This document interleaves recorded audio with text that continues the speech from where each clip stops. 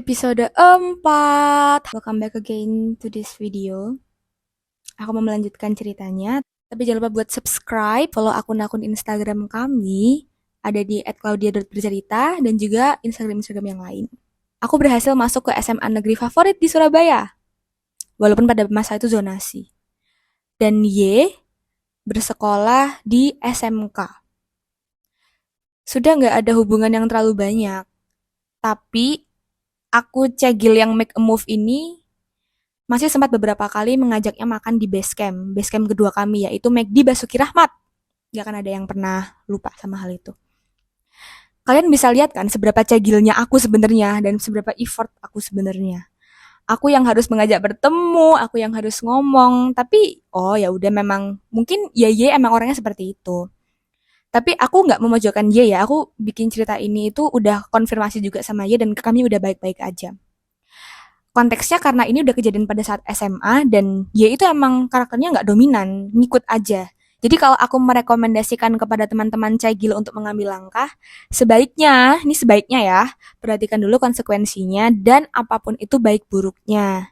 Itu aja sih sebenarnya. Jadi kalian boleh jadi cagil, tapi kan juga harus tahu nih apa resiko-resiko yang akan mungkin terjadi kalau misalnya kalian mencegil gitu. Paham kan maksudku? Paham ya? Paham? Saat itu aku sama si Y sebenarnya udah minta maaf gitu tentang apa yang kejadian di SMP. Y emang bukan tipikal yang terlalu overthink gitu loh, jadi biasa aja. Percaya deh sama aku, cewek-cewek alpha mungkin akan nggak bisa berteman sama si Y, tapi menurutku itulah seninya cewek-cewek alpha, menurunkan ego, terus kayak berusaha berteman dengan si Y, jadi ya emang bisa aja sebenarnya. Gitu. Menurutku juga pertemanan seperti ini bisa membuat cewek-cewek alpha atau perempuan progresif juga aware bahwa mereka tuh perempuan dan bisa mengontrol ambisinya dan juga bisa lebih tenang lah istilahnya. Kalau aku belajarnya pada saat itu ya. Ya sama kami nggak banyak ketemu dan juga nggak banyak chat. Aku sempat dekat sama beberapa cowok yang akan menjadi segmen lain gitu ya dalam podcastnya kalau dia bercerita sedikit kesepian jujur li pada saat SMA karena aku juga harus fokus masuk ke PTN. Kepengen banget masuk PTN dari SMP dan sedikit sedikit kesepian. Pelajaran berikutnya adalah guys, percaya sama aku banget kalau mendingan jomblo daripada pacaran sama toxic people. Itu ini beneran banget. Mending jomblo daripada pacaran sama toxic people. Udah aku camkan ya, aku ulangin sekali lagi, mending jomblo daripada pacaran sama toxic people. Jomblo itu mentok-mentok kesepian sambil meresapi nasib duduk di bawah tiang listrik, makan bakso sendirian, melihat orang lain berpacaran. Tapi kalau kalian pacaran sama orang yang toksik atau membuat kalian tidak bisa bertumbuh, itu efeknya akan udah lebih buruk gitu karena relationship itu kan kalian sama orang lain, kalian melibatkan orang lain dalam hubungan kalian, meanwhile kalian lagi nggak baik-baik saja, atau kalian nggak cocok, atau kayak orangnya itu jahat, jadi lebih baik kata aku jangan gitu. Tapi bukan berarti kalian jangan pacaran, beda lagi. Kalau misalnya udah nemu yang kayak oh pas, terus kayak tapi ada pertengkaran-pertengkaran kecil yang menurutnya masih sehat gitu, ya udah ya dijalanin gitu.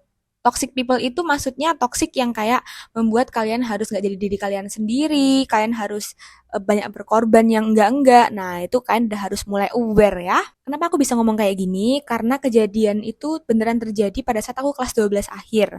Aku keterima SNMPTN, itu ada waktu nunggu lama banget untuk aku kuliah. Terutama kan aku kan kuliah di Jogja ya.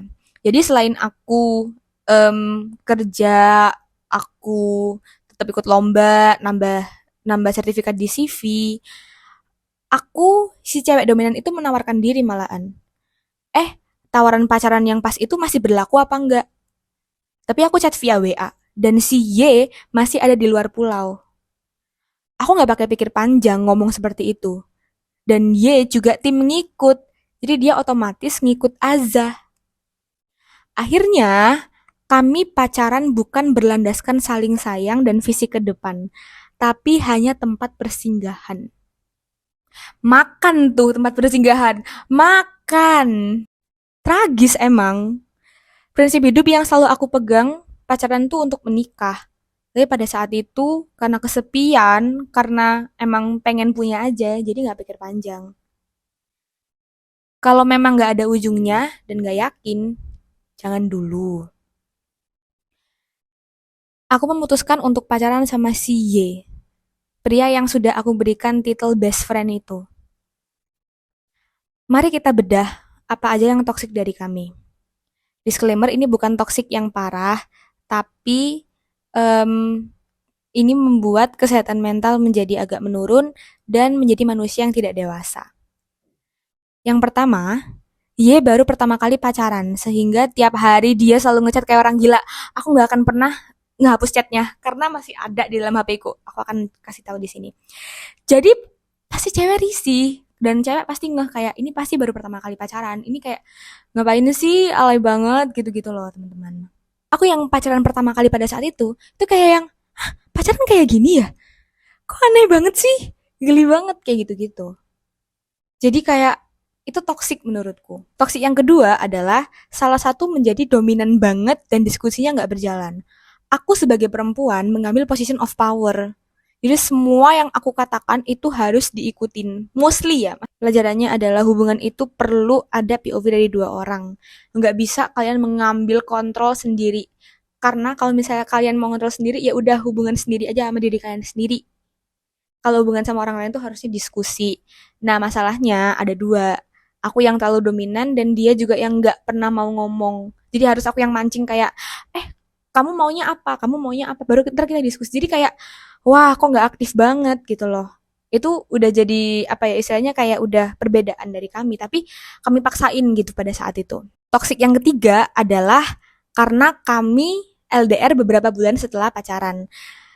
Jadi kayak cuman beneran cuman tempat persinggahan doang. Aku kuliah dan aku mulai sibuk. Ya udah, makin mampus dah tuh. Jadi kami efektif pacaran kayaknya cuman 2 bulan, 3 bulan. Yang mana itu aku udah nggak betah banget. Mungkin dia masih yang kayak si Y mungkin masih yang kayak oh ya menikmati. Tapi kayak oh ternyata aku nggak bisa gitu. Semua hubungan udah kami coba, mulai dari teman, sahabat, sampai pacaran. Dan yang paling cocok buat kami itu emang sebenarnya temenan gitu loh. Saat tahun 2022, ketika aku mulai merasa bahwa, wah ini udah nggak bisa, ini harus di cut off, aku ngomong aku minta putus. Dan dia mengiyakan, karena pada saat itu dia juga kayak lagi ujian dan lagi apa, aku juga nggak sudah tahu kalau dia menjelaskan seperti itu. Di selang tahun 2022 sampai 2024, ada banyak kejadian yang terjadi. Kayak aku ketemu sama cowok, aku mengupgrade diri, aku pergi ke tempat-tempat yang aku pengen. Si Y, dia juga berprogres, dia jualan-jualan juga alat olahraganya dan itu menurutku sangat keren. Kami masih menjaga hubungan baik. Aku pada saat itu yang pas putus nggak seberapa terlalu peduli dan belum meminta maaf secara proper.